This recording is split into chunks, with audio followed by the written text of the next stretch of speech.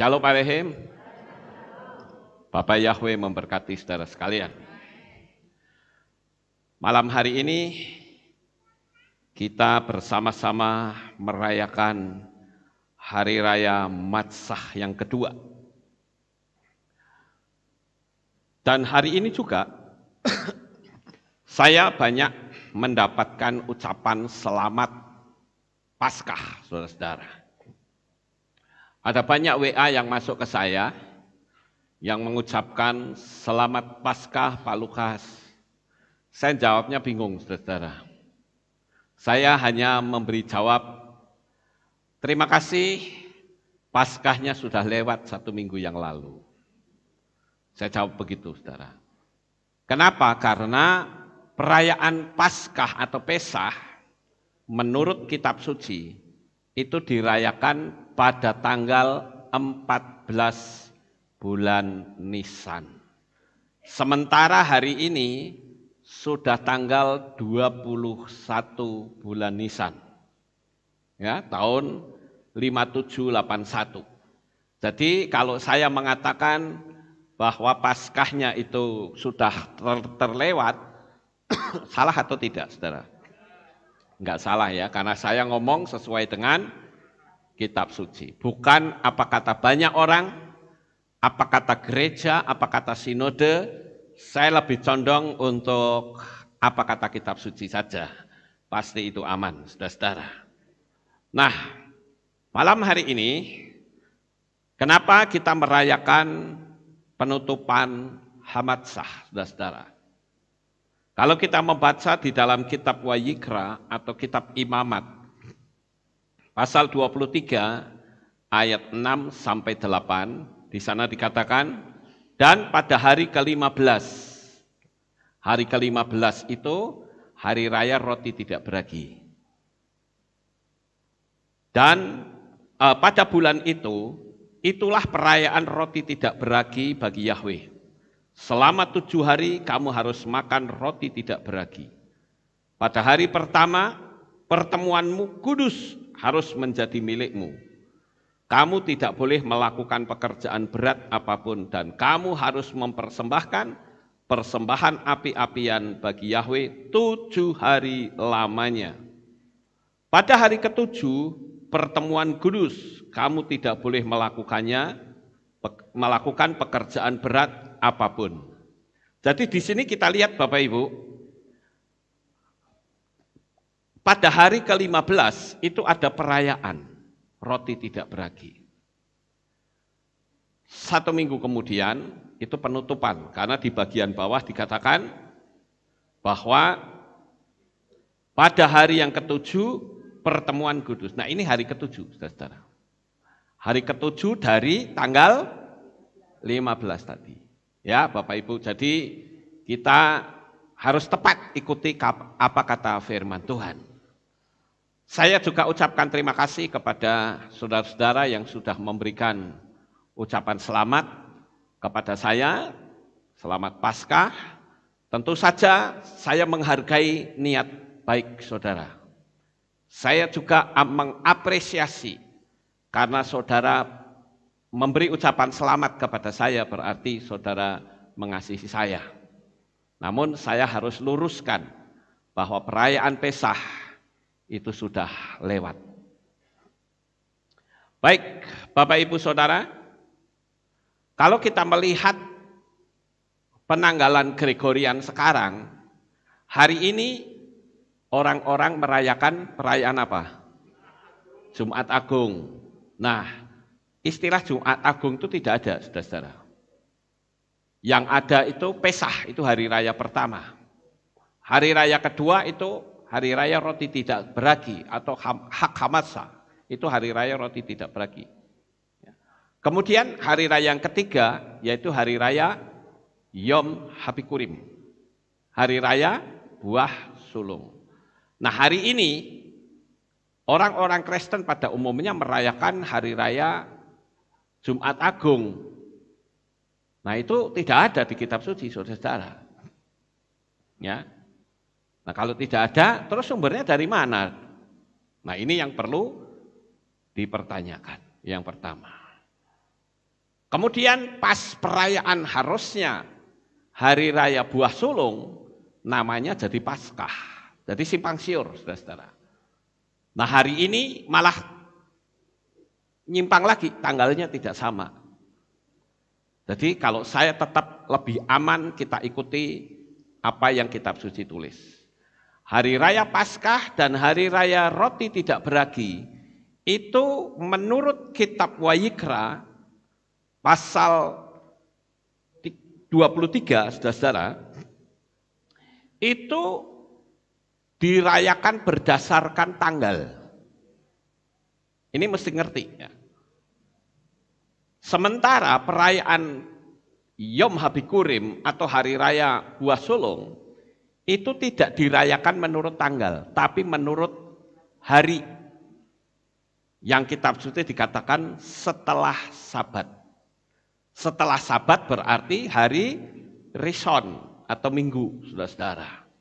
Makanya kalau kita lihat tahun lalu sama tahun sekarang, tahun besok itu Paskahnya itu beda-beda. Antara Paskah dengan Yom Habikurim itu beda-beda, saudara. Kadang ya cuma pas 3 hari, ada yang 5 hari, ada beda-beda. Karena penentuan Pesah dan Roti Tidak Beragi itu ditentukan tanggal. Sementara Yom Habikurim atau perayaan Buah Sulung itu ditentukan dengan hari. Sampai di sini paham ya Bapak Ibu? Saya tidak perlu terangkan lagi.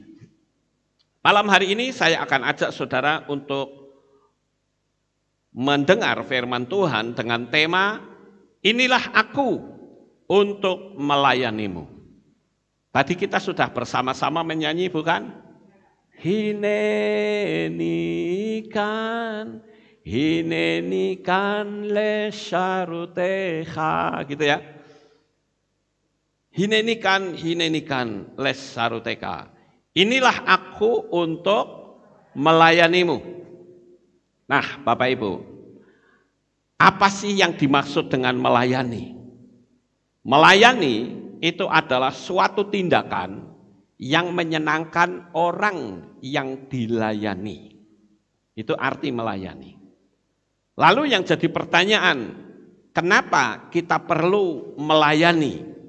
Melayani siapa yang kita layani? Melayani siapa? Melayani Tuhan, melayani Bapa Yahweh.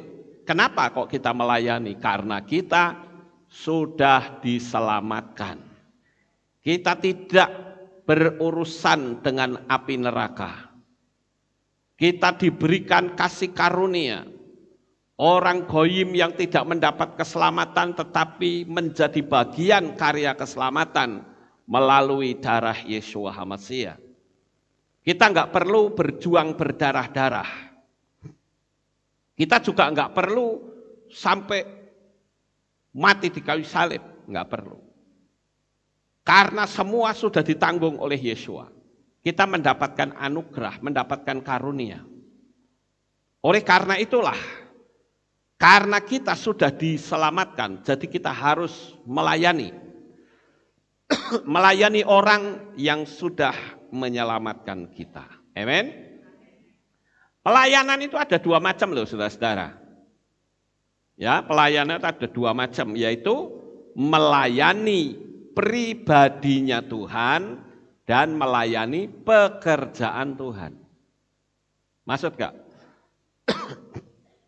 Jadi, jangan sampai kita terjadi simpang siur, saudara-saudara, antara melayani pekerjaan Tuhan dan melayani pribadinya Tuhan. Kalau melayani pekerjaan Tuhan, itu ada harga yang harus dibayar. Ada waktu, ada tenaga, ada pikiran, ada pula materi. Itu yang menyangkut pekerjaan Tuhan. Tapi kalau melayani pribadinya Tuhan, itu gratis. Artinya kita tidak perlu melakukan seperti misalnya membuang tenaga, materi, tidak. Makanya saya bedakan, saya pisah antara melayani pekerjaan Tuhan dan melayani pribadinya Tuhan.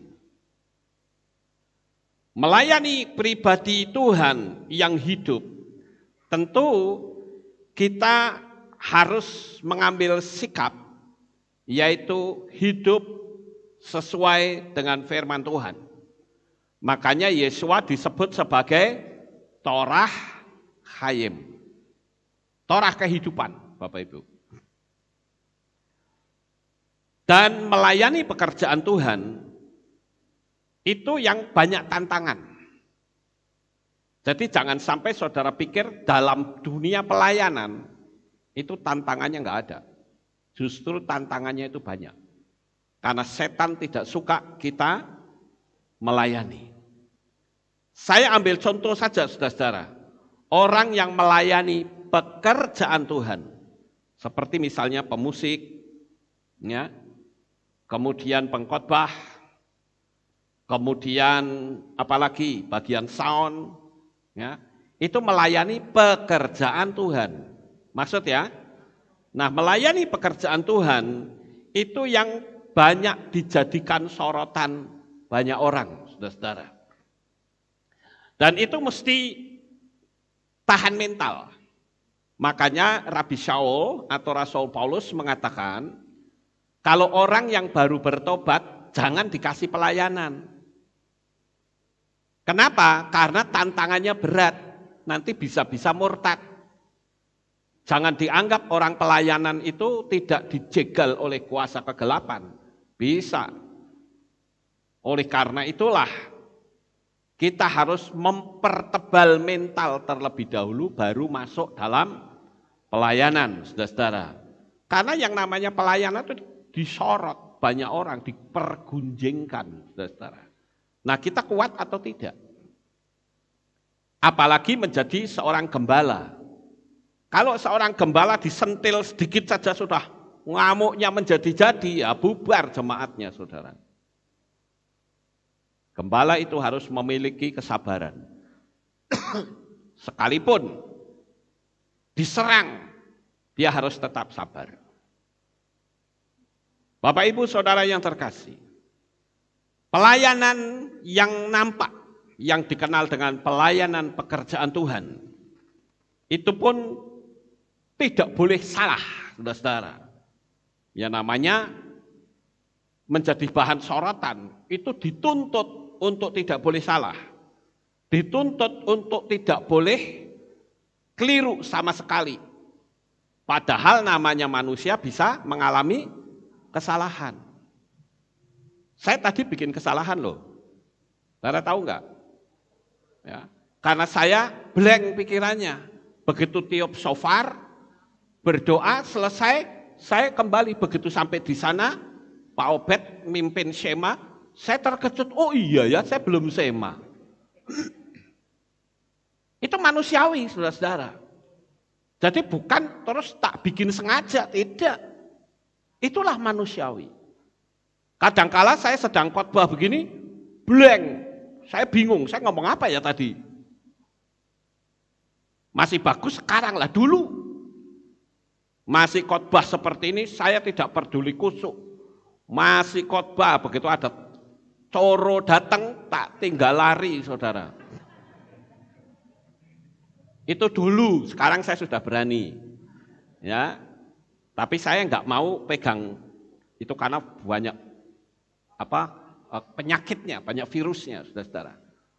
Jadi kalau dulu begitu saya khotbah di sini, ada coro kelebat ke sana, itu hati saya sudah mulai bom, jangan ke sini gitu, saudara-saudara. Kalau ke sini, tak tinggal pelayu, saya tinggal lari. Itu manusiawi, saudara-saudara. Ya, karena itu tidak sengaja. Artinya memang kelemahannya di situ. Jadi Bapak Ibu yang terkasih, yang namanya orang pelayanan di luar menghadapi banyak orang, itu tantangannya cukup besar. Ada orang yang mau melayani saja, tangannya dingin semua, saudara. Lalu bolak-balik ke toilet. Wah, ini artinya nervous, saudara, grogi. Kalau orang grogi kan gitu, bolak-balik pergi ke toilet, ya, kencang-kencing terus. Akhirnya apa? Akhirnya dia sendiri kebingungan mau ngomong apa. Karena semua itu saya alami, saudara. Saya alami, boro-boro orang segini banyaknya. Ya. Karena waktu dulu saya sekolah saja suruh ngomong di depan anak-anak paling enggak seberapa saja, saya enggak berani, enggak bisa. Apalagi sekian banyak.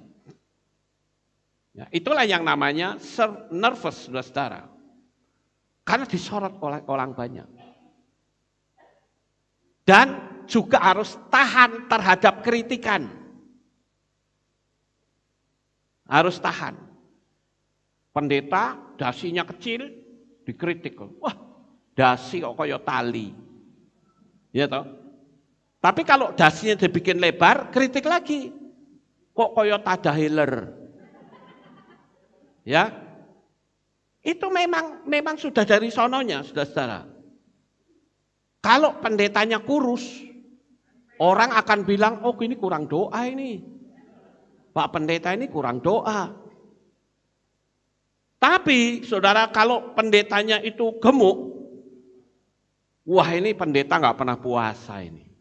Ini makannya pasti gelojoh ini. Jadi saya tahu posisi di sini. Begitu juga dengan multimedia, pemusik, itu akan mengalami hal yang sama. Kemarin saja waktu mati sebentar saja yang banyak sekali, kenapa mati? Ya mereka kan nggak mungkin menghendaki mati, betul nggak saudara-saudara ya. Tapi saya bilang untuk tim multimedia mesti tahan mental itu. Pasti nanti akan ada yang kritik, gimana sih suaranya jelek amat gitu. Ada ya waktu yang lalu kan. Ya, ada yang kasih tahu, Pak ini kok suaranya jelek, kemplumpung, enggak karu-karuan gitu. Saya enggak nyaman mendengarnya. Langsung saya kasih tahu, nih gimana nih, ayo cepat diatasin. Tapi ternyata enggak bisa, ya sudah upload ulang. Jadi kita harus tahan Bapak Ibu. Ya. Misalnya kalau ada pendeta yang kaya, itu orang akan berkata begini, wah itu pendeta kok memperkaya diri. Tapi kalau pendetanya itu miskin, gimana saudara-saudara? Wah itu kurang doa itu mungkin ya.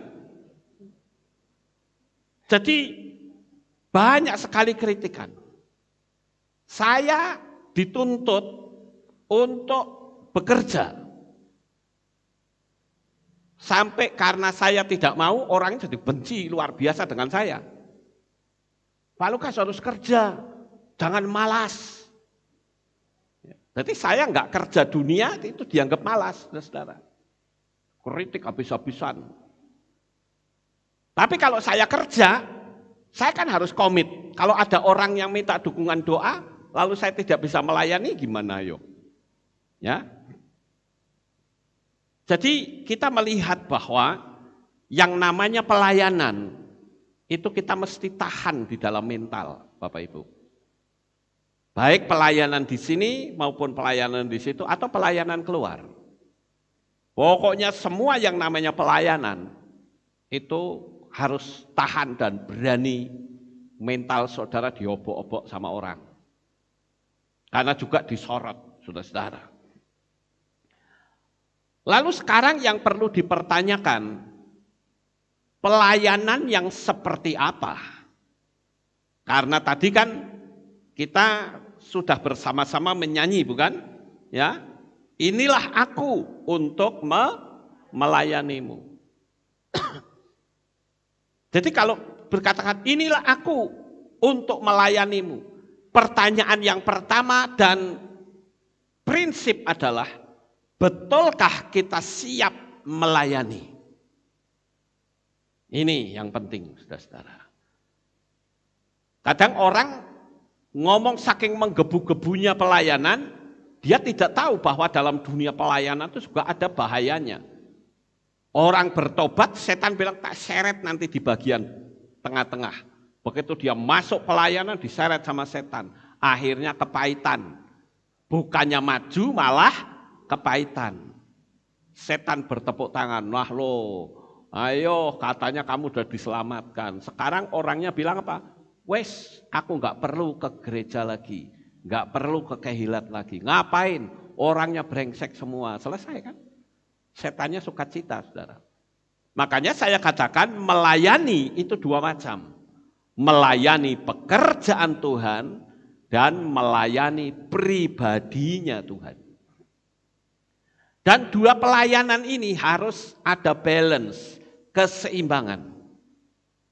Kalau cuma pelayanan pekerjaan Tuhan saja, tanpa melayani pribadinya Tuhan juga salah. Harus ada perimbangan. Nah, saya akan tunjukkan beberapa hal yang menyangkut dalam pelayanan. Pelayanan itu berupa apa? Ternyata kalau saya renungkan banyak Bapak Ibu. Yang pertama adalah berdoa. Berdoa itu berkomunikasi dengan Tuhan, itu termasuk pelayanan pekerjaan Tuhan atau pelayanan kepribadinya Tuhan. Pribadi, berarti saya yakin saudara sudah bisa membedakan ya antara pribadi dengan pekerjaan Tuhan. Jadi ketika kita melayani pribadinya Tuhan, itu kita berdialog, ada komunikasi. Tidak ada alasan orang berkata, aku nggak bisa doa. Ada lagi yang bilang, aku nggak bisa ngomong. Padahal kalau ngomong cerewet. Nah itu bagaimana Bapak Ibu? Makanya di sini dibutuhkan pemahaman bahwa kita itu punya Tuhan yang hidup. Dan dia adalah sosok pribadi yang perlu berdialog dengan kita. Paham Bapak Ibu? Jadi jangan sampai kita lalu tidak ada komunikasi dengan Tuhan. Kalau kita berbicara tentang komunikasi dengan Tuhan, dipertanyakan lagi. Apakah ketika kita berkomunikasi selalu minta-minta? Atau kita menyanjung? Kalau orang biasanya, kalau berdoa, itu selalu ada permintaan, ndak ketang ming satu. Ya, coba saja saudara perhatikan diri saudara masing-masing. Sudah berdoa bla bla bla bla, nanti minta, gitu loh. Nah kebiasaan ini yang harus kita coba hilangkan, saudara. Jangan menjadi peminta-minta, artinya oh kalau gitu berarti orang minta nggak boleh, boleh. Tapi cobalah luangkan waktu 1 hari atau 2 hari yang kalau berdoa itu tidak ada unsur permintaan. Yang ada itu hanya sanjungan, pemujaan kepada Tuhan. Nanti saya ngomongnya bagaimana? Gampang saudara-saudara. Tinggal saudara lihat diri saudara sendiri saja. Saudara bisa berkata, terima kasih ya Bapak Yahweh, hari ini saya bisa menghirup nafas yang segar. Gampang kan sebetulnya. Saudara ingat lagi kebaikan Tuhan. Terima kasih ya Tuhan, sampai hari ini saya sehat. Bisa kan? Terima kasih Tuhan, saya diberi pakaian, diberi tubuh yang sehat, yang lengkap. Itu bisa. Terima kasih Tuhan, saya diberi kemampuan untuk bisa setir. Macam-macam saudara bisa ceritakan sama Tuhan. Nah itu yang disebut dengan melayani pribadinya Tuhan. Ya, jadi cobalah kita lakukan, ndak ketang seminggu cuma 1 kali. Ketika kita berdialog, berkomunikasi dengan Tuhan, tidak ada unsur minta. 1 saja. Saudara akan lihat begitu sukacitanya Tuhan ketika saudara disanjung. Jangan setiap datang minta, tiap datang minta. Nanti giliran mereka hidupnya kelimpahan, nggak pernah ingat sama Tuhan, saudara-saudara. Ini kan tidak tepat, saudara-saudara. Akhirnya nanti ketika Tuhan itu bisa lihat kita, ini pasti minta lagi nih, coba lihat. Ya datang Tuhan, kami berterima kasih, saya minta. Nah benar kan, minta lagi. Selalu begitu, saudara-saudara. Coba sekarang sekali lagi bikin, jangan meminta kepada Tuhan. Di dalam berdoa juga bisa menjadi juru syafaat. Juru syafaat itu kita mendoakan orang lain. Ya, jadi doa itu unsurnya banyak, saudara. Ada unsur minta, ada unsur pemujaan, ada unsur jadi intercession atau juru syafaat, macam-macam. Pemujaan pun ada yang cuman hanya pakai kata-kata, ada yang memakai musik. Tapi yang jelas buat hati Tuhan itu senang. Amin. Itu yang pertama, melayani dengan doa. Sekarang yang kedua, melayani dengan memberitakan kabar baik, yaitu kabar keselamatan. Saat ini untuk kita memberitakan kabar baik, yang paling mudah itu di mana, saudara? Di YouTube, itu paling mudah, saudara. Sekarang hampir semua orang yang menggunakan komputer, mereka mengakses YouTube selalu. Kalau dulu kan YouTube nggak terkenal, saudara. Sekarang dia punya level sudah sama dengan Mbah Google. Jadi pemberitaan yang paling mudah itu pakai YouTube, saudara. Jadi bukalah channel YouTube. Kalau nanti viewernya banyak, malah saudara bisa dapat uang. Banyak saya lihat di YouTube ya, ada orang-orang yang sampai viewernya jutaan, subscribernya jutaan. Tapi ketika saya lihat materi videonya, nggak ada edukasi sama sekali, saudara. Itu pun laku. Nah ini kan bisa menjadi alternatif.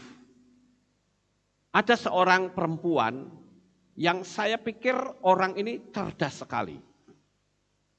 Dia pernah memimpin sebuah perusahaan, tetapi perusahaan dijegal oleh temannya, sampai akhirnya dia ngguling, stres sampai mau bunuh diri, saudara-saudara. Tiba-tiba dia punya ide untuk bikin YouTube atau jadi YouTuber. Sekarang apa yang jadi viewernya banyak, subscribernya juga banyak. Jadi dia akhirnya bekerjanya yaitu memberi edukasi dan mendapat uangnya dari YouTube. Saya lihat perempuan ini itu cara bicaranya itu cerdas, sekalipun dia masih muda. Tapi sangat cerdas dia berbicara. Pandai sekali. Dia banyak sekali membaca buku. Nah ini berarti ada upaya. Ya. Maka saya katakan cobalah, kalau saudara ingin melayani pekerjaan Tuhan, memberitakan kabar baik, buka channel YouTube. Saudara bisa khotbah di situ. Beritakan nama besar Bapak Yahweh. Kemudian yang berikutnya, saudara-saudara,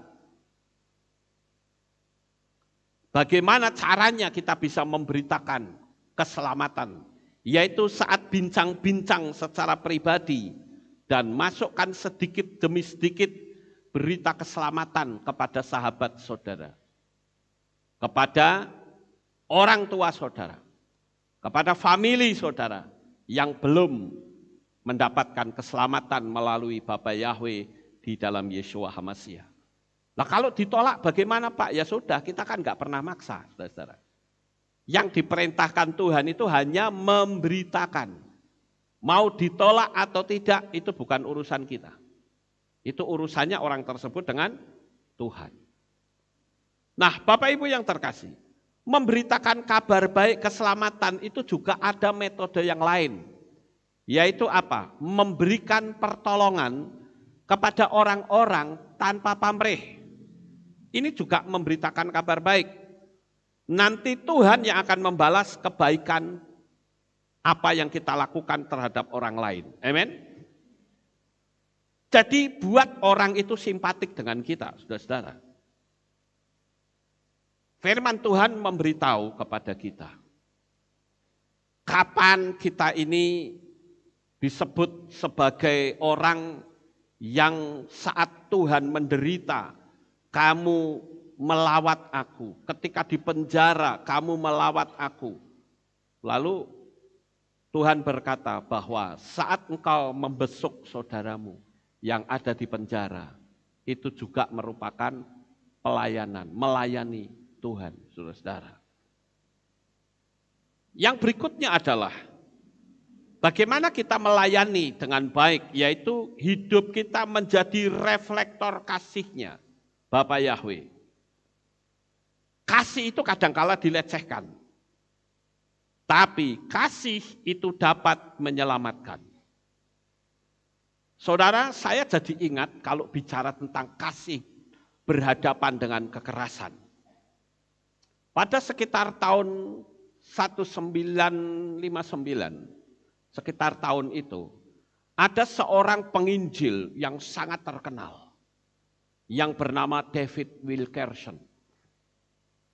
David Wilkerson ini seorang penginjil yang baru saja keluar dari sekolah kitab suci, sekolah teologi, dan dia melayani, enggak tanggung-tanggung. Dia punya visi besar untuk menyelamatkan dua gangster yang paling ditakuti di Amerika,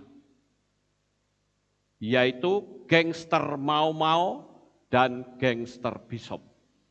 Dua gangster besar ini polisi saja takut, saudara-saudara. Karena kalau mereka sudah berantem, mereka bukan pakai pentungan, bukan pakai macam-macam, bisa pakai senapan mesin. Nah, David Wilkerson ini pernah masuk ke dalam dua sarang penjahat itu. Saudara bisa tonton filmnya, filmnya itu memang sudah lama, tapi sekarang saya lihat sudah diperbaharui. Itu judulnya adalah The Cross and the Switchblade. Salib dan pisau lipat. Itu bagus sekali. Saya masih ingat ketika pertama kali saya bertobat, saya ditontonkan video itu, film itu. Wah, hati saya bergetar, saudara-saudara. Wah, ini luar biasa ya. Penjahat yang sedemikian ditakuti bisa ditaklukkan dengan hukum kasih oleh David Wilkerson. Sampai pada waktu itu ada seorang kepala gangster. Kalau tidak salah gangsternya Mau Mau. Dia berkata begini, kamu datang lagi ke sini tak cincang kamu, tak potong-potong tubuhmu. Apa jawab David, saudara? Dia katakan, semua potongan tubuhku berteriak, aku mengasihi kamu. Loh, ngeri gak saudara? Hebat sekali. Orang dipotong-potong tubuhnya dia bisa katakan, kalau kamu potong tubuh saya, semua potongan tubuhku akan berteriak, aku mengasihi kamu. Wah, ini luar biasa. Maka saya katakan inilah yang namanya pelayanan, Bapak Ibu. Pelayanan untuk membawa jiwa-jiwa baru kepada Tuhan. Maka kita perlu bertanya, saya ini sudah berapa tahun menjadi jemaat Aleph Tau? Berapa jiwa yang sudah saya menangkan? Ayo saudara bisa tanya pada diri saudara masing-masing. Mau ditanyakan sekarang boleh, nanti pada waktu pulang juga boleh. Berapa sih sebetulnya jiwa-jiwa yang sudah aku menangkan? Saya bersyukur saudara-saudara, sekalipun banyak video saya yang di take down sama YouTube, tapi saya bersyukur melalui YouTube banyak sekali orang-orang yang diselamatkan, yang tadinya tidak memanggil nama besar, nama kudus Bapa Yahweh, sekarang mereka memanggil nama kudus itu. Jadi yang namanya pemberitaan Injil itu bermacam-macam, saudara-saudara. Saya dulu masih ingat pada waktu anak saya Michael masih kecil. Saya suka menaburkan traktat, saudara. Saya potong traktat, kemudian saya kasih plastik, saya ikat dengan balon udara. Kemudian anak saya Michael tak suruh ngelepasin sambil berdoa dulu, ya. Jiwa-jiwa dimenangkan gitu ya, terus dilepas. Wah itu ngaca itu. Apa artinya? Selebaran itu entah jatuhnya kemana, siapa yang membaca itu juga wujud dari memberitakan Injil, saudara-saudara. Jadi yang namanya pemberitaan Injil itu banyak sekali. Kemudian ada cara lain yaitu menggunakan traktat. Saudara ketik bikin traktat masalah keselamatan, lalu membagi-bagikannya. Saya dulu punya teman seorang pendeta, dulu dia itu mantan tukang cukur, saudara-saudara. Mantan tukang cukur. Tukang cukur jalanan itu di bawah pohon itu loh, saudara-saudara. Saya sempat satu camp dengan dia pada waktu saya ada di organisasi lama. Saya sempat tanya begini, loh Bapak ini dulunya katanya tukang cukur, bagaimana bisa bertobat? Karena Bapak dari kepercayaan lain. Dia bilang ketika itu saya sedang mencukur orang.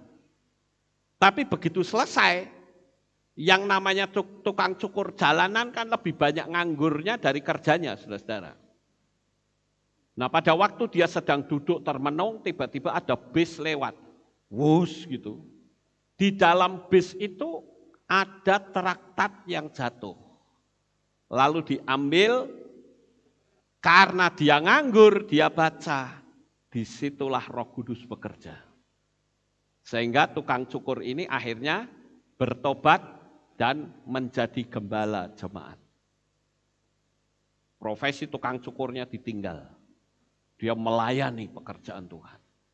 Nah ini yang saya katakan, bahwa yang namanya pelayanan itu sangat banyak, saudara-saudara.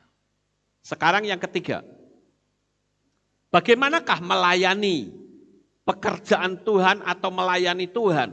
Itu harus ada balance. Dia itu melakukan perbuatan baik. Saya pernah berbincang-bincang dengan seseorang, dan dalam perbincangan itu saya menceritakan tentang kasih Tuhan. Saya menceritakan tentang keselamatan melalui darah Yesus. Dan saudara tahu, orang itu berkata, dia katakan begini, saya kalau untuk bertobat kayaknya susah deh.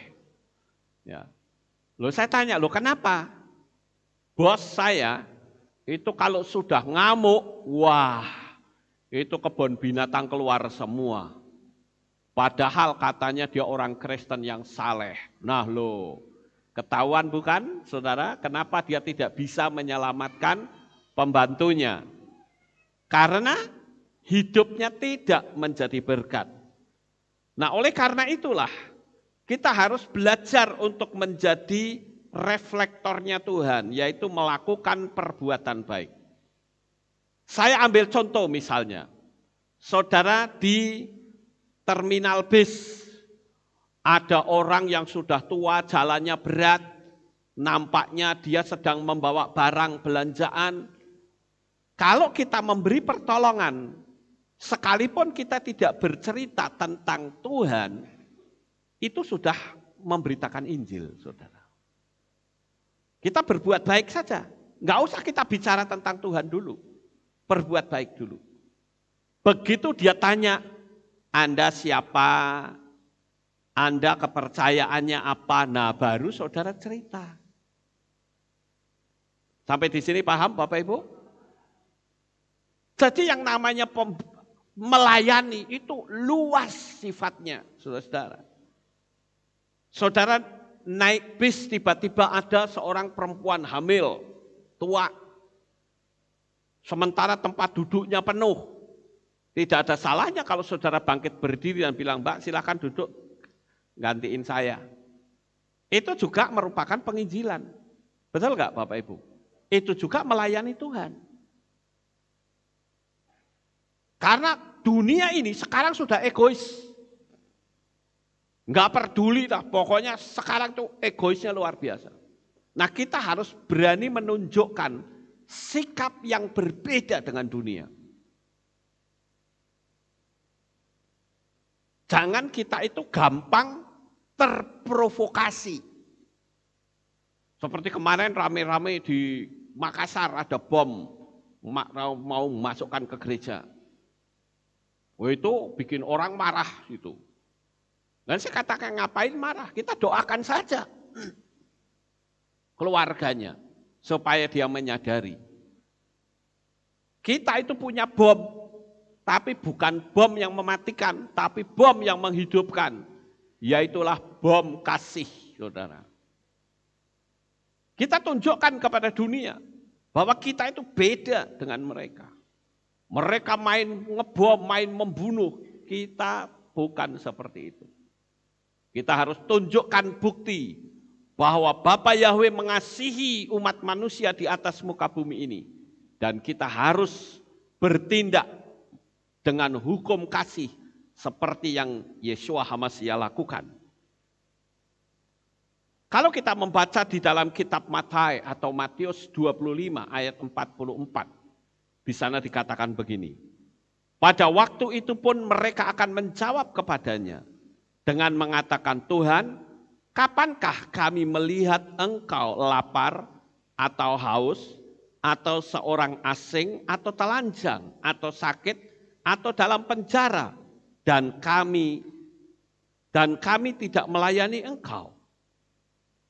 Jadi kalau kita melihat ada orang yang butuh pertolongan, ya kita harus membantu tanpa pamrih. Itu namanya melayani Tuhan. Paham gak Bapak Ibu? Menyenangkan hati Tuhan. Jadi kalau kita mau memberi pertolongan kepada orang, gak usah diundat-undat. Kalau misalnya orangnya memang sudah tidak suka dengan saya, sudah. Kita melayani, itu kan dasar kita kasih. Gak usah diundat-undat, oh dulu itu loh, dulu. Gak usah. Karena kalau kita undat-undat ya, orang itu bisa sakit hati sama kita. Kalau kita memang melayani aja dengan tulus. Oh itu porsi kita kok. Paham gak Bapak Ibu? Tapi kalau kita main ngundat-ngundat begitu, orang yang akan ditolong kita akan mikir, wah nanti jangan-jangan kalau saya benturan bisa disamakan seperti itu.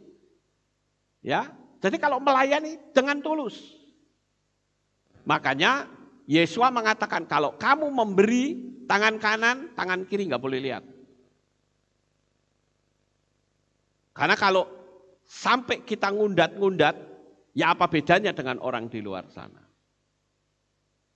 Nah Bapak Ibu yang terkasih, itu pelayanan dalam bentuk yang ketiga. Sekarang yang keempat, bagaimana melayani itu? Yang keempat yaitu saudara bisa melayani dengan mengembangkan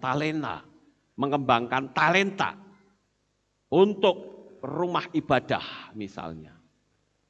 Saudara yang pandai dekorasi, saudara mendekor, itu juga melayani pekerjaan Tuhan, saudara. Anak-anak muda yang pintar-pintar dalam komputer seperti sekarang, melayani juga dengan multimedia. Itu namanya pelayanan, saudara. Ada yang pintar nyanyi, nyanyi. Yang pintar ngarang lagu. Yang pintar bikinin roti, ngajari bikinin roti. Yang pintar bercocok tanam, ngajari bercocok tanam. Pokoknya kembangkan semaksimal mungkin talenta yang saudara miliki, yang Tuhan berikan kepada saudara. Itu namanya pelayanan, saudara. Ada orang yang punya potensi, punya talenta, tetapi potensinya cuma dikubur. Talentanya dikubur, enggak dipergunakan. Ingat, kalau saudara membaca perumpamaan tadi, maka orang yang punya talenta datang dan meminta pertanggungan jawab, tapi ternyata talenta saudara-saudara kubur, pemilik talenta akan menuntut saudara. Ingat bahwa kita manusia itu enggak ada yang bodoh. Saya beritahu kepada saudara sekalian yang ada di tempat ini, engkau bukanlah manusia bodoh.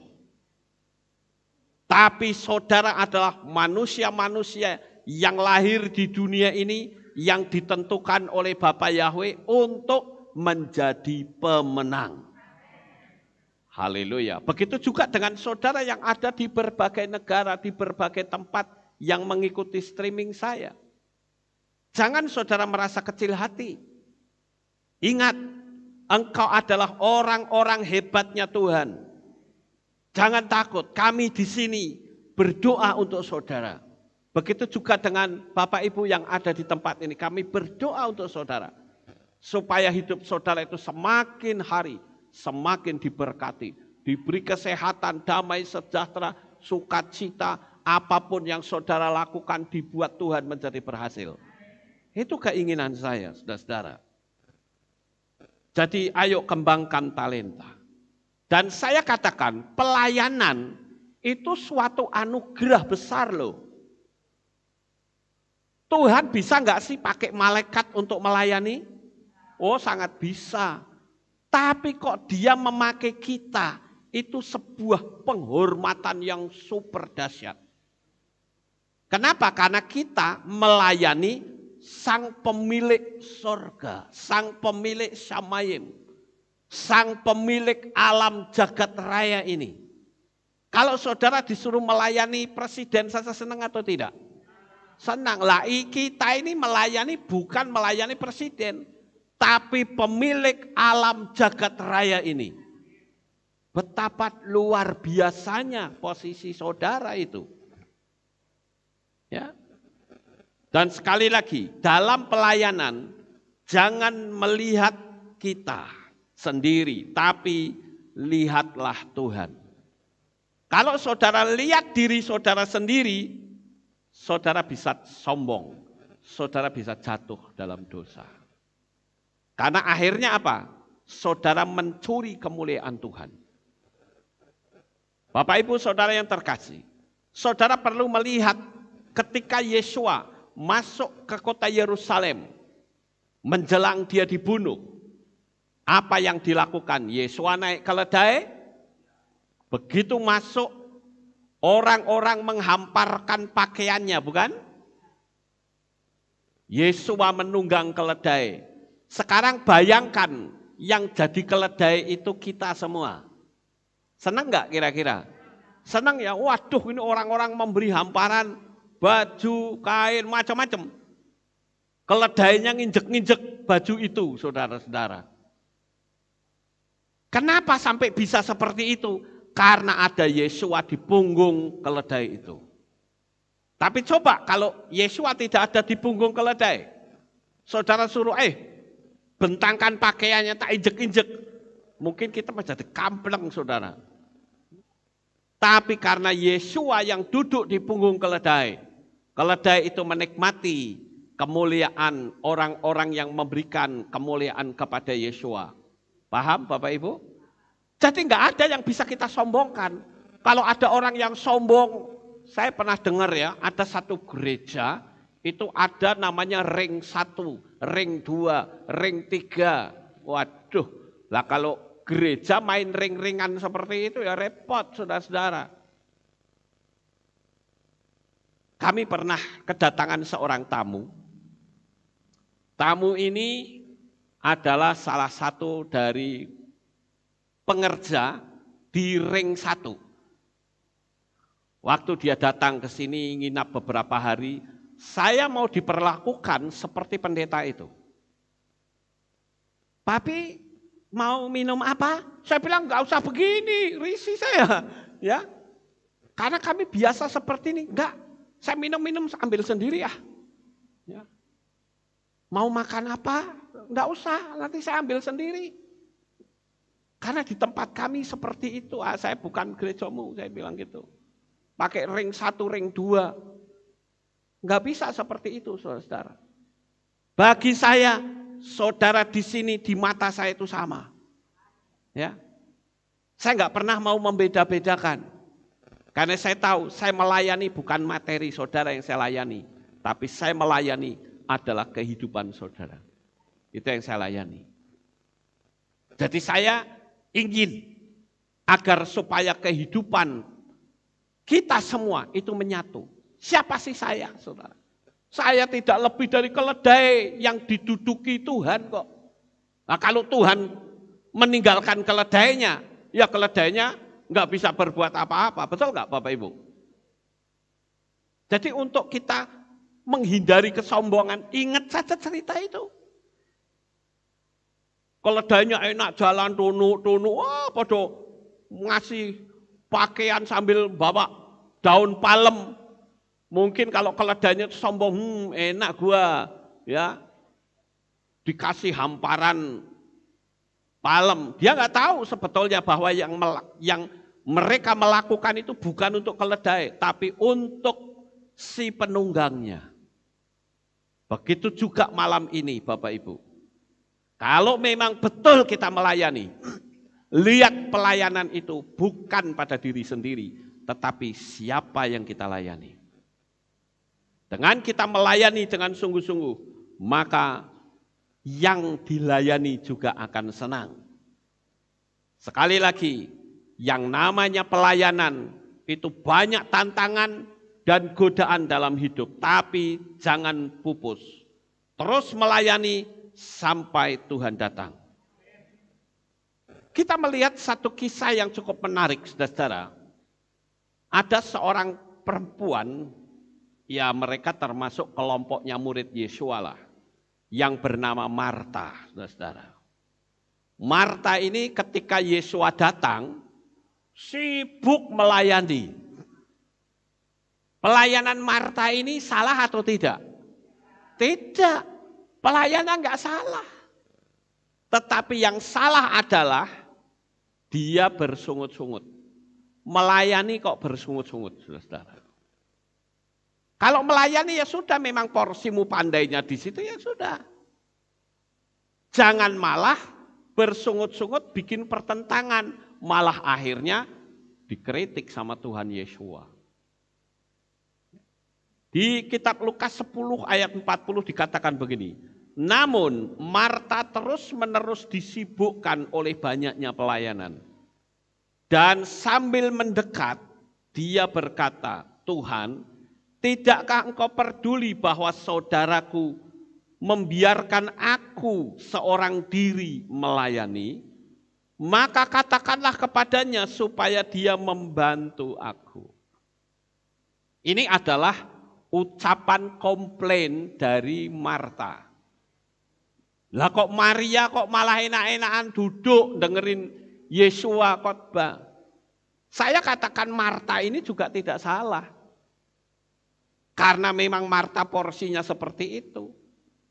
Tetapi apa yang Yesua katakan bahwa Maria sudah memberikan tempat yang terbaik untuk Tuhan. Yaitu apa? Mendengar firman, saudara. Berapa banyak orang yang sudah terlibat begitu banyak pelayanan, tapi sebetulnya hatinya itu sudah jauh dari Tuhan. Itu yang Tuhan tidak mau. Yang Tuhan mau adalah pelayanan fisik ya oke, pelayanan batin saudara dengan Tuhan juga oke. Maka saya katakan harus ada balance antara melayani pekerjaan Tuhan dan melayani Tuhan.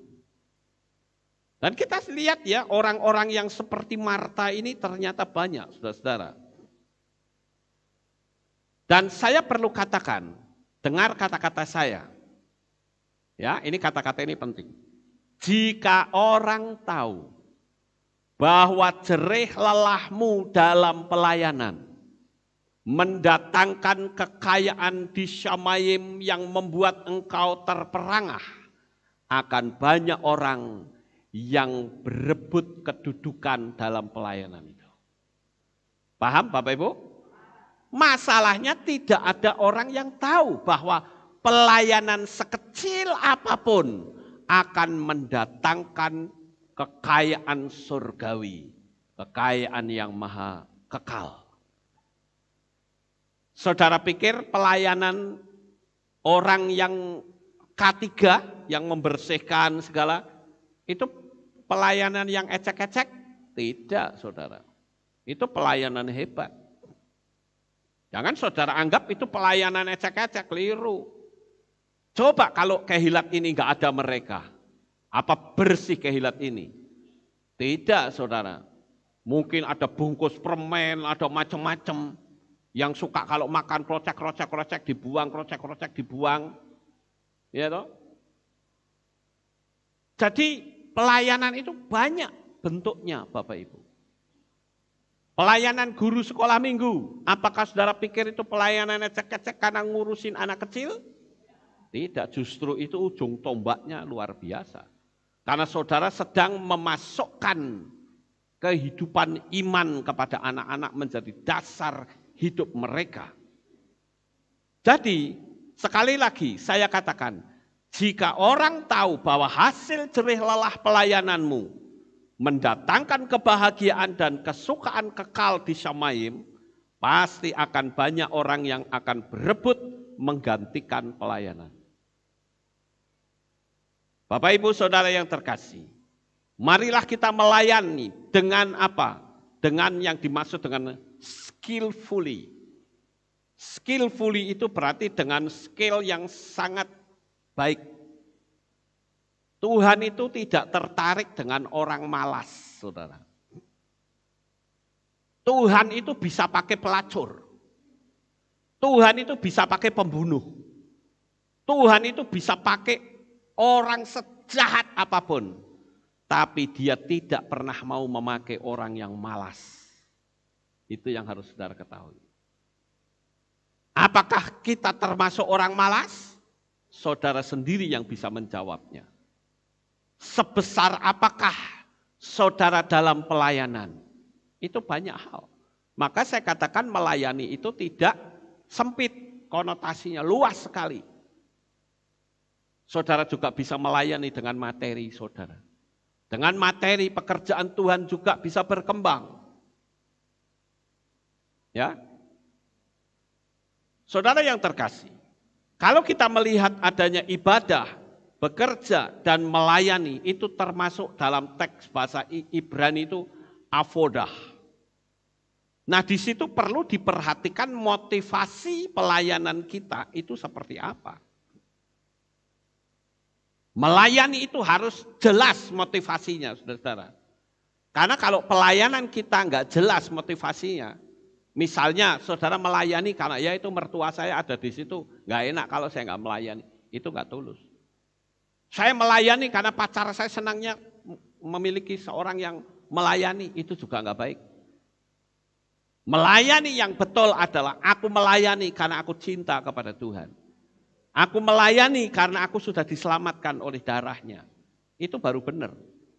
Kalau orang sudah sampai pada level seperti itu, sekalipun saudara ditinggal pacar, saudara akan tetap setia beribadah. Tapi kalau motivasinya buruk, begitu pisah, bubar sudah kemana-mana, saudara. Ditanya, loh ini kok sekarang nggak datang? Mau putus sama pacarnya, bubar, lari kemana nggak tahu, ke gerejanya juga nggak tahu. Itu artinya motivasinya sudah ketahuan, Anda motivasinya salah. Ayo, siapa yang masih seperti itu? Mungkin saudara yang ada di rumah barangkali. Saudara merasa, oh itu aku bertobat. Lihatlah kemuliaan Bapa Yahweh. Jangan melayani karena pacar. Jangan melayani karena ada mertua di situ. Tapi layanilah karena aku memang cinta Tuhan. Kalau sudah levelnya sampai sejauh itu, nggak akan bisa digoyahkan, saudara. Ya. Dan jangan sampai pelayanan itu karena apa? Pengangguran. Jangan, saudara. Lihat ketika Yesus memanggil murid-muridnya. Petrus, apakah dia sedang nganggur? Tidak, Petrus justru sedang mencari ikan. Dipanggil, saudara. Jadi kalau kita melayani itu karena timbang nganggur pelayanan. Karena ada orang yang seperti itu, saudara-saudara. Kalau orang yang melayani timbang nganggur, repot, saudara-saudara. Akhirnya apa? Nanti begitu dia dapat job, pekerjaan, pelayanannya akan ditinggal. Karena kan hati itu tidak nyambung sama sekali. Karena motivasinya salah, saudara-saudara. Kemudian yang berikutnya, melayani, itu motivasinya apa? Melayani itu motivasinya jangan uang, saudara. Jangan materi motivasinya. Sekali lagi, kalau motivasi Anda itu karena uang, saudara akan kecewa. Maka itulah sebabnya melayani karena uang itu disebut sebagai hamba. Tapi kalau melayani karena kasih, itu sebutannya adalah mempelai. Beda ya Bapak Ibu, antara mempelai dan hamba. Padahal di luar sana kalau kita lihat, Tuhan biarlah engkau berkati hambamu. Saya nggak mau jadi hamba Tuhan. Saya mau mempelainya Bapak Yahweh. Karena apa? Karena Bapak Yahweh turun ke dunia ini bukan untuk hambanya, tapi dia turun untuk menjemput mempelai perempuannya, yaitu saudara dan saya. Kehilat itu adalah mempelai wanita yang kelak akan menyongsong Tuhan di awan-awan yang permai. Nah, Bapak Ibu yang terkasih, kalau kita lihat dalam pelayanan, motivasinya benar, saudara akan melayani dengan enjoy. Benar, akan melayani dengan hati yang penuh sukacita. Memang akan ada banyak waktu yang dibuang. Seperti saya lah, saya ambil contoh gampang saya sendiri. Saya itu cinta pekerjaan Tuhan, saudara-saudara. Saya cinta dengan Bapak Yahweh yang sudah menyelamatkan saya. Kalau saya menyiapkan materi, apalagi beberapa waktu ini kan kita ibadahnya gencar ya.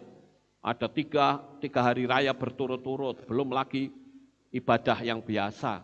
Dalam 1 minggu saya mesti menyiapkan banyak materi.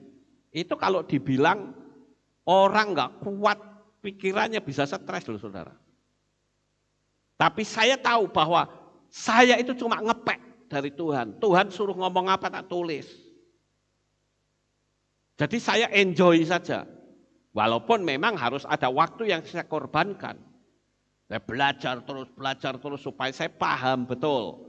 Begitu saya paham, saya bagikan kepada jemaat. Tujuannya apa? Supaya jemaat itu bisa diberkati oleh Bapak Yahweh. Nah, sebagai bagian yang terakhir Bapak Ibu, saya akan tunjukkan kepada saudara tentang orang melayani, tapi dia tidak menyadari akan kasih Sang Bapa. Kalau saudara membaca di dalam Lukas 15 ayat 25 sampai 32, di sana diceritakan tentang adanya si sulung dan si bungsu.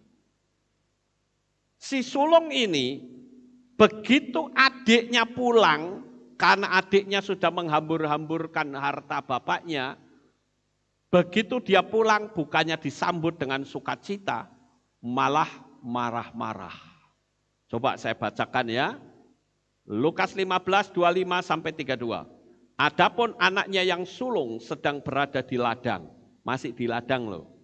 Dan ketika tiba, dia mendekati rumah, dia mendengar musik dan tari-tarian. Lalu sambil memanggil salah seorang dari hamba-hambanya, dia menyelidik apa artinya hal-hal ini. Dan dia menjawab kepadanya, saudaramu telah kembali dan ayahmu telah menyembelih anak lembu tambun. Karena dia mendapatkannya kembali dalam keadaan sehat. Kemudian dia menjadi marah dan tidak mau masuk. Sebab itu sambil keluar ayahnya mendesak dia. Namun seraya menanggapi dia berkata kepada ayahnya, lihatlah telah bertahun-tahun aku menghambakan diri kepadamu. Dan aku tidak pernah melanggar perintahmu. Tetapi engkau belum pernah memberikan kepadaku seekor anak kambing pun. Supaya aku dapat bersukaria bersama sahabat-sahabatku. Tetapi ketika anakmu ini yang telah melahap kehidupanmu bersama para pelacur datang, engkau menyembelihkan anak lembu tambun untuknya. Lalu dia berkata kepadanya, nak, engkau selalu ada bersamaku dan semua milikku adalah milikmu. Jadi seharusnya lah bersukaria dan bersukaria karena saudaramu ini adalah orang mati, tetapi dia sudah hidup kembali, dan dialah yang terhilang, tetapi dia sudah ditemukan. Ini yang saya katakan iri hati, Bapak Ibu. Jadi batu sandungan. Sekarang yang menjadi pertanyaan, bagaimana dengan orang-orang yang mungkin dulu pernah meninggalkan kehilat kita?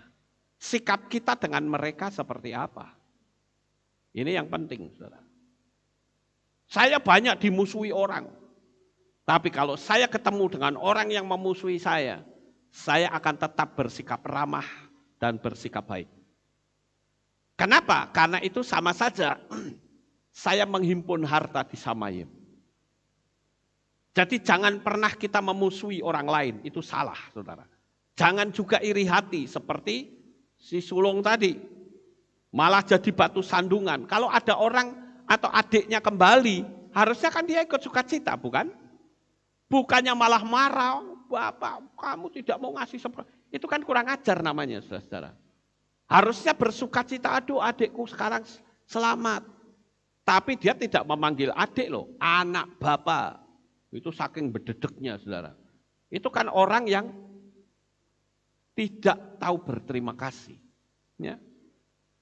Dan dia tidak paham bahwa sebenarnya dia memiliki harta juga.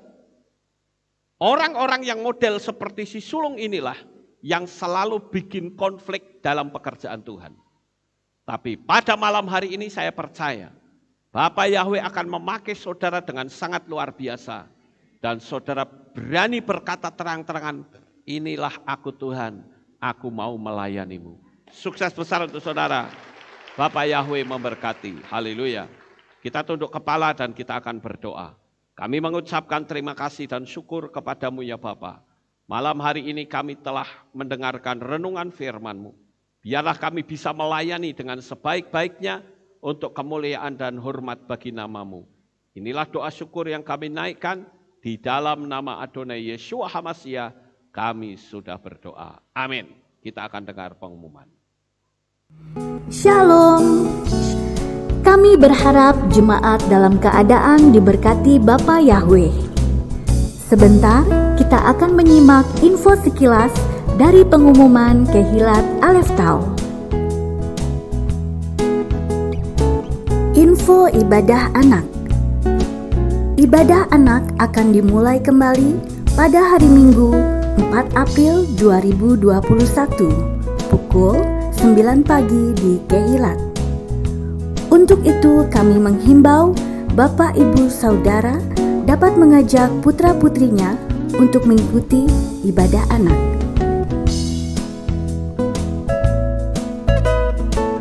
Demikianlah pengumuman untuk minggu ini. Sukacita melimpah bagi saudara semua. Bapak Yahweh memberkati.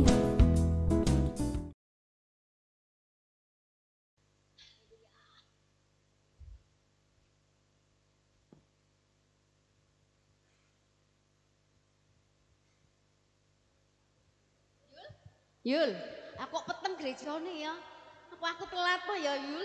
Aku kegasian nek lunga gereja ya. Kegasian, Mak. Iki saya subuh. Apa? Aja gasik-gasik. Kok saya peteng lampune urung diruke ya. Oh, alah. Aku cemotokku sing kleru. Oh, ayo, Mak. Dimaaf ya, Mak. Maskere sing make mbok yo sing. Gua aku lak nyungsur. Aku ora iso nganggo masker, tak delehkene lak padha ae. Pokoke nganggo masker. Waduh ae. Apa kok kuwi, Mak? Kok tak golekke suket ga nyusur.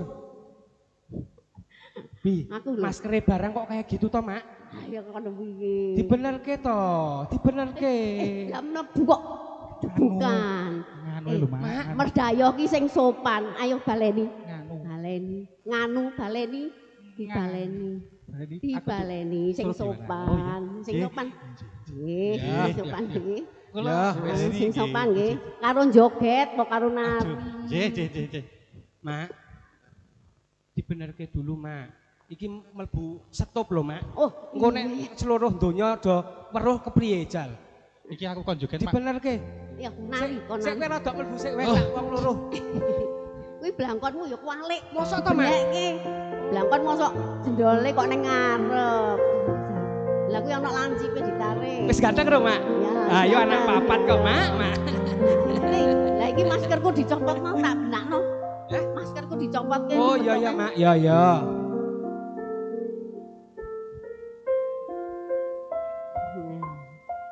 Kok nyantol to Mak? Wis sing tamune mondi ya? Tamune mondi. Tamune mau kok ya ora mlebu-mlebu Mak, selak wengi ya Mak. Nah, ya ngono kuwi sing sopan. Ya ngono kuwi jal apik ya jal. Monggo. Monggo. Kuwi nari apa ya? Kuwi nari. Hati-hati nggih. Oh iya. Mike digowok Mas, Mike Mas. Nanti lali lho Mak, aku Mak. Iki saiki. Lek nari hati-hati ndak kesandung ya.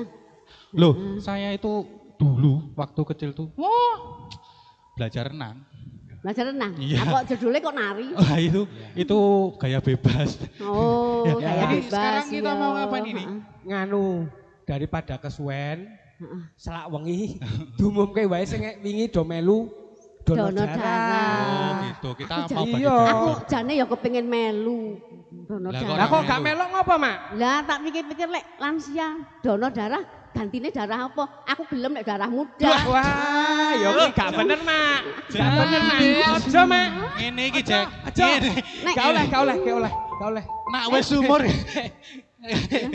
Kakean iki pejalukan ya. Wis ya. Wis. Ya dimaklumi wae lah. lah kan is ben untuk semangat muda ngono lho. Oh iya, betul. Bener, wis. Besok ditak donori. Ya wis. Ya wis. Ya monggo yuk Anu dor persik mondi. Dor persik sik tak jumbukke undiane.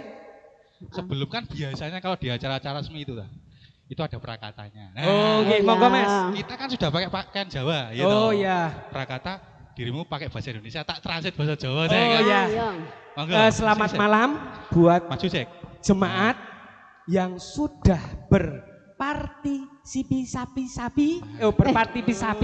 Berpati si Ah. sapi. Oh, apa basa mau ngono. kan? Bereboisasi lho. Ngawur. Berpartisipasi. Oh, ya, itu. Apa Maklum. ilate kesleo apa? Karang nek wong cah nom iki pengalamane Oh, ngono Mas. Iya toh. Sudah lama hidup di Amerika gitu. Oh, benar. Bagi jemaat yang sudah meluangkan waktu dan juga sudah berpartisipasi. Ojo angel-angel nasit angel. Ya, berpartisipasi. Kok digeguyu weli lho. Berpartisipasi, Mas. Ya. Inggih kula aturi matur sembah nuwun kalian sedaya jemaat Kelet Lefto ingkang sampun makani sapi. Udah cek. Lah iki jemaat liyane apa ngerti? Nah, nggih niku sami niki wau. Wis daripada kesuwen wis Iya, berpartisipasi. sing ngarep ki sek nunggu door berhasil lho, Cek. Oh, iki Ya mesti sing do ampun. ngarep ya do meh nunggu ya. Wis Ayo, deg-degan. ayo Cik Elis nunggu ya. Mak, Ya. ya bel. Oh, ya ini. Saya minta Ibu Gembala buat mengambil undiannya. Mari Ibu Gembala. Ambilnya satu aja ya Bu, jangan dua. Sebentar. Biar hadiahnya keluar dulu baru diundi. Gitu. Iya. Oh. tak kira Kadonya apa. diambil dulu, nanti siapa yang mau dapat itu. Satu-satu. Sik, sebentar. Wah, ini isinya televisi Oh, tapi dalam bentuk Polisi wirangin semono. televisi dalam bentuk saset. Ya.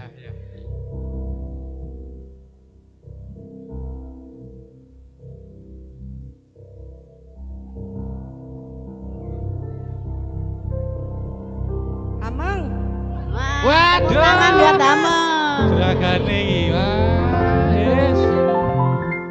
Mana Saudara Hameng? Mana ini orangnya? Saudara Hameng? Panggilan buat Saudara Hameng. Enggak ada ya? Oh ya, kalau begitu karena tidak ada ya. Enggak, ini kalau karena tidak ada, biasanya kalau penerimaannya enggak ada, nanti saya sumbangkan ke keluarganya gitu.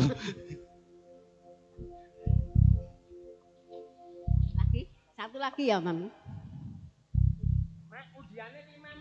Iya, oh ya ini yang satu, oh ya.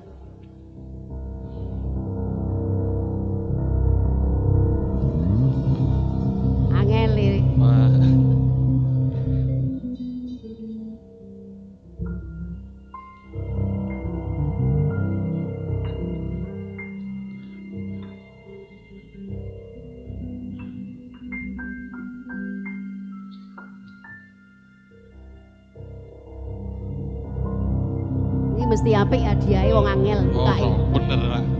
Hadiahe gede. Mas batangan yo. Ya. Mas batangan. Mas. Di dalamnya dibuka keluar mas. Chandra. Wah. Chandra. Pokemon. Wah. Aduh. Chandra itu donor toh, Chandra toh. Chandra. Aduh. Dan oh, siap.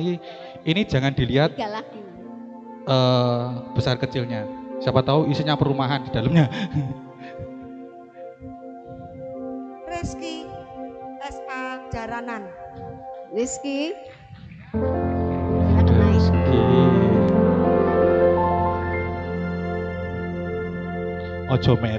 Ojo Mary.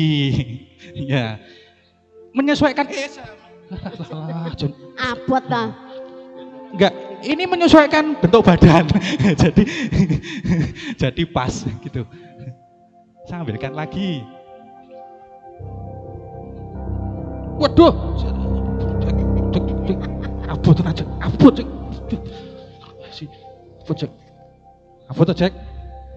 cek. Ah, lebay. Hati-hati pecah.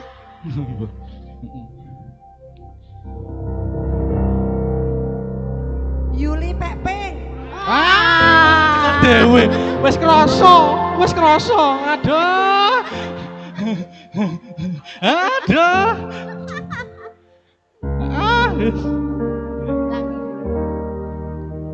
Jano batal kuwi. Ngerti ora tak jipukke ya. Jipuk dhewe.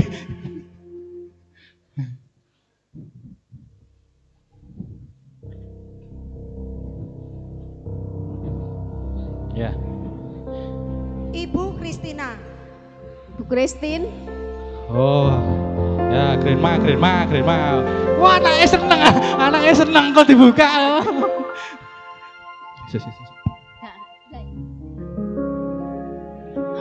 Masih satu ya? Sudah belum? Masih satu. Sudah. Ya, terima kasih Mami. Terima kasih Mami. Terima kasih buat Ibu Gembala yang sudah Oh, kemudian. Mami salah moco. Loh, masa toh? Salah moco. Gitu? Ya, lho. Oh iya, iki salah. Oh, Berarti yang salah. terakhir iki. Maaf. Salah moco. Ini salah ini. moco. Salah bukan orangnya, bukan ini. Loh. Salah moco. Sopo sakjane? Sakjane sapa? Cek iku undiane sing dicek. Yulan. Wah, bocor. Yulan ini sini.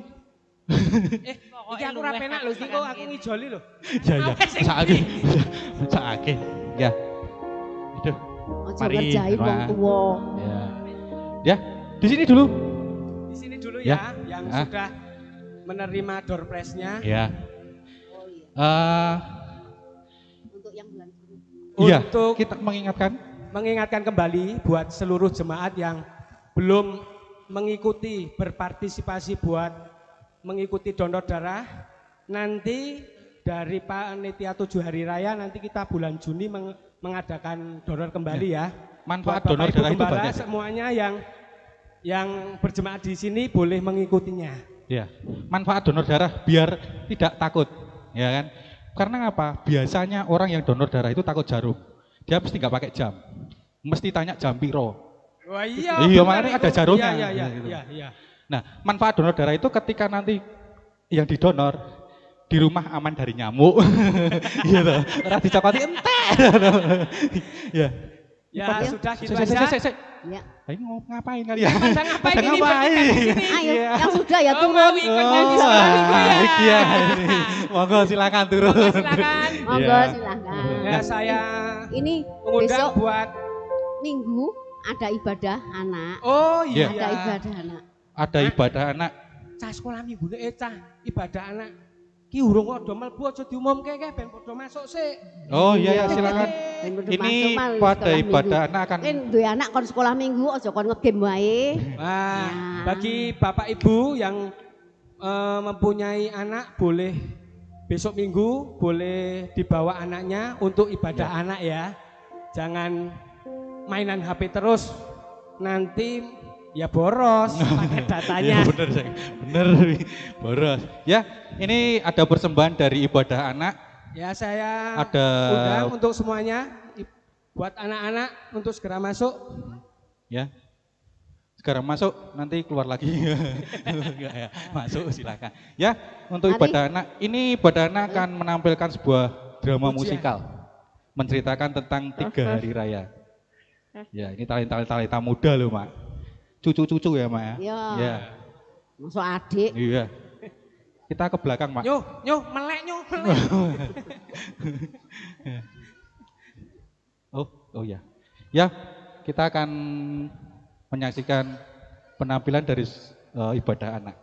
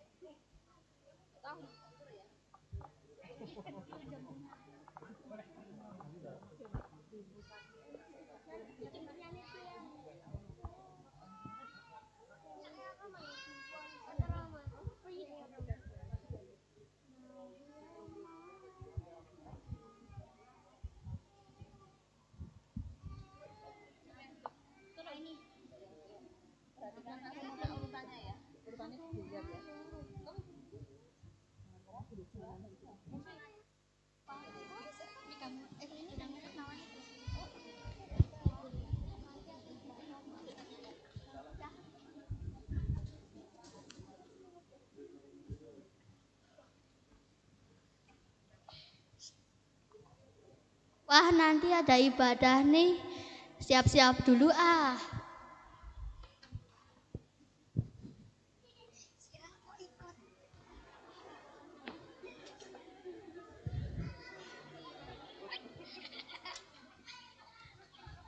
Dek, nanti jangan lupa, nanti kita ke Keilat loh, ada perayaan. Loh, perayaan apa, Kak? Perayaan Paskah, Dek. Perayaan Paskah itu apa, Kak? Paskah itu memeringati tentang kebebasan bangsa Israel dari perbudakan di Mesir. Jadi kita ikut merayakannya.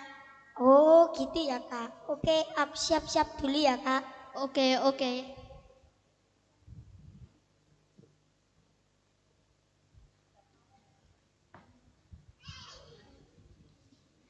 Ada David dan Cinyo. Sini silakan duduk. Loh, kok kamu rapi banget? Mau kemana, Brandon? Oh, aku mau ke Keilat karena ada perayaan Paskah. Loh, bukannya besok ya perayaan Paskahnya? Besok itu kita merayakan Hari Raya Roti Tidak Beragi. Perayaan apa itu, Fit? Hari Raya Roti Tidak Beragi mengingatkan bangsa Israel bagaimana mereka tidak memiliki waktu untuk mengembangkan roti dalam persiapan mereka meninggalkan Mesir. Oh, berarti untuk sementara kita tidak makan makanan yang ada raginya ya kalau begitu? Betul. Hai teman-teman. Hai Mose, hai Afram. Sini ngobrol sama kita. Lu pada ngomongin apa nih? Ini kita lagi ngomongin perayaan yang ditetapkan Bapak Yahweh. Nah, hari ini kita merayakan Paskah dan besok kita merayakan Roti Tidak Beragi. Loh, bukannya hari ini perayaan Buah Sulung ya? Kalau perayaan Buah Sulung itu lusa. Perayaan Buah Sulung itu apa sih? Hari Raya Buah Sulung itu memperingati janji Yahweh kepada bangsa Israel untuk memberkati ladangnya. Dan bangsa itu harus mempersembahkan yang sulung bagi Yahweh. Karena Elohim telah mengangkat bangsa yang diperbudak mati secara rohani. Serta memberi berkat dan diberi hidup yang berkelimpahan. Nah, berarti kita harus selalu mengucap syukur kepada Bapak Yahweh lewat kita merayakan perayaan-perayaan yang telah ditetapkan oleh Bapak Yahweh. Betul, Fram. Yaudah, yuk kita berangkat bareng-bareng. Yuk.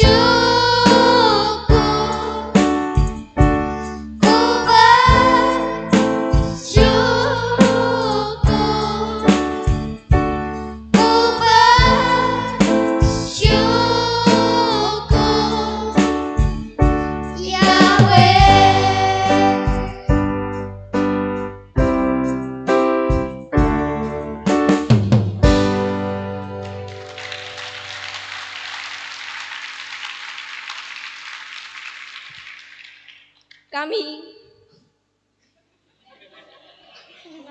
mengajak teman-teman untuk datang ke ibadah anak jam 9 pagi. Bapak Yahweh memberkati.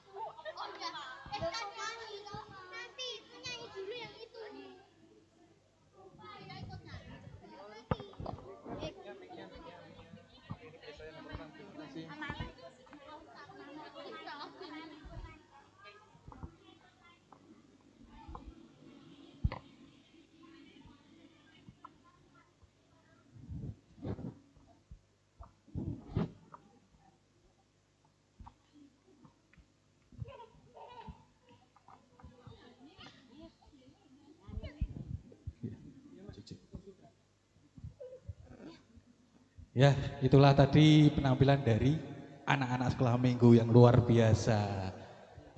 Itu talenta-talenta muda, Mak. Ya kan? Generasi. Itu ya regenerasi. Oh iya, saya juga, kita harus ingatkan juga nih, ya kan? Buat bapak-bapak, ibu-ibu, teman-teman semuanya, adik-adik, kakak-kakak ya toh, yang punya talenta dalam bidang apapun, mungkin bidang datar, segitiga sama sisi itu ya. Ya, betul itu. Ya. Rumus. Maksudnya yang punya keahlian lah, ya keahlian dalam bidang apapun, dalam bidang musik, multimedia atau apapun itu, yang penting cuma satu yang nggak boleh, ahli sihir. Ya itu nggak boleh ya, jangan. Ya, nah mereka sudah menampilkan persembahan buat Tuhan. Nah kita juga iya dong, bungkus gue klambi Jawa ngene ya, kudune kita memberikan persembahan yang terbaik buat Bapak Yahweh, lagu Jawa. Ya, oke. Sambil joget, pokoknya. Yes. Sip. Oke. Tarik. Matur nuwun. Matur nuwun. Matur nuwun. Bapak Yahweh kula matur nuwun. Matur nuwun. Matur nuwun. Matur nuwun. Bapak Yahweh kula matur nuwun. Asik. Musik.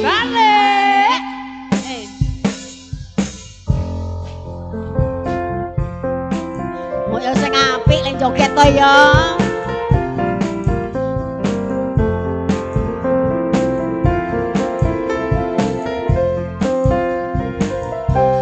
Sajeki kula dereng Yahweh, uripku tansah diberkahi.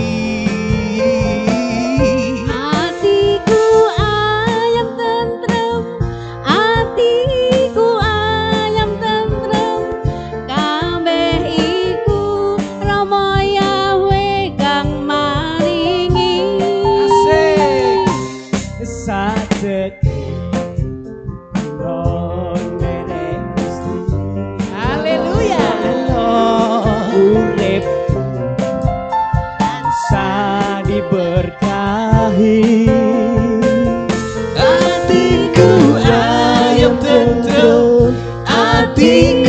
ayam tentrem, kabeh iku Bapak Yahweh kang maringi. Semuanya tangan di atas. Matur nuwun, matur nuwun, matur nuwun, Bapak Yahweh kula matur nuwun. Matur nuwun, matur nuwun.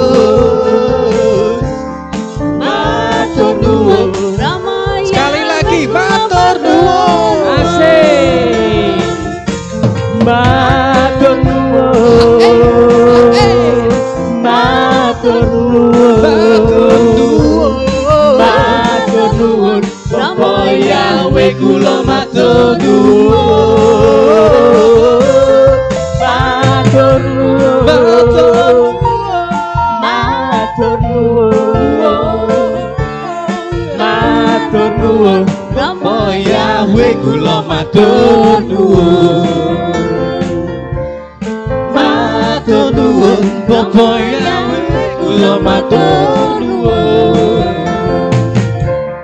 Matur nuwun Bapa Yahwe, kula matur nuwun. Haleluya.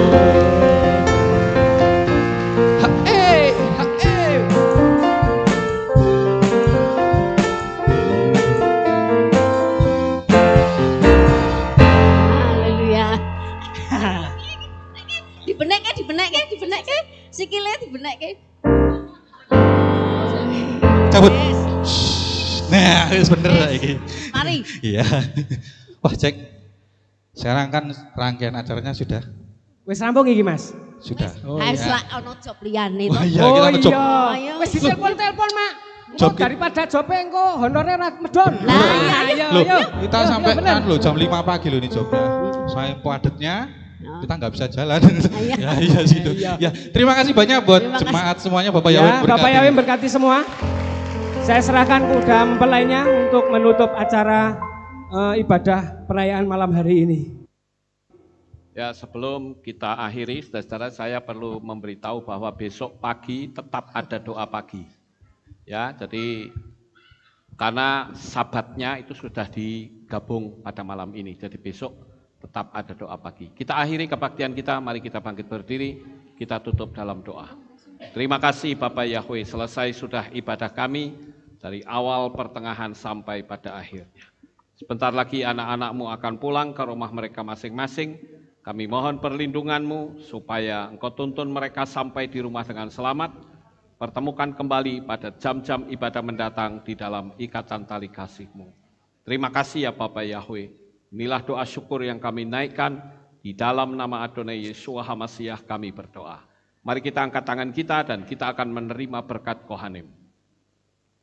Yevarechecha Yahwe v'yismereka.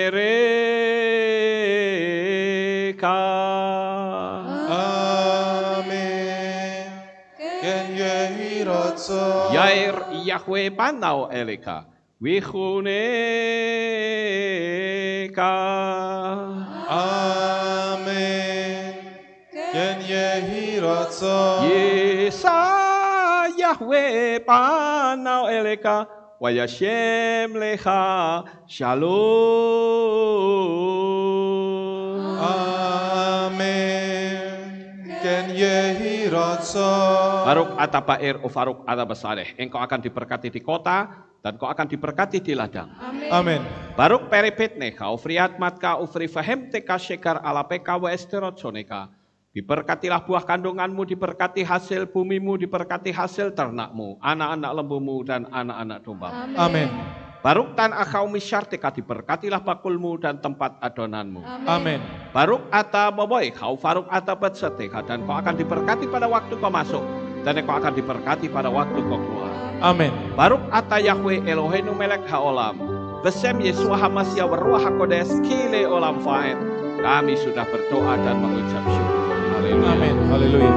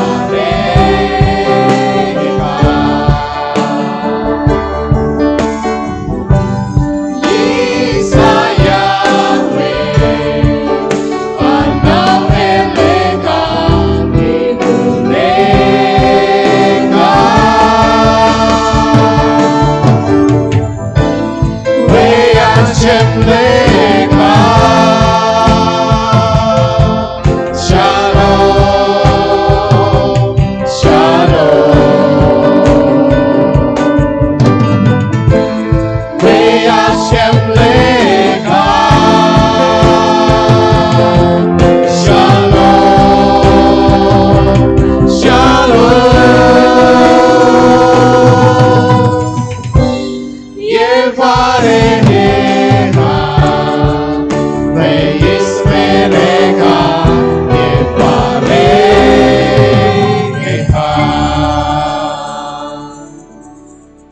perhatian Bapak Ibu Saudara, dimohon duduk kembali karena kita mau bergantian untuk keluarnya ya.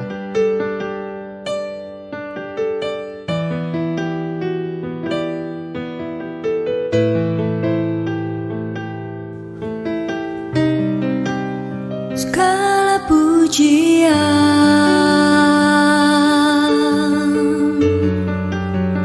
hanya untuk-Mu Tuhan, segala kehormatan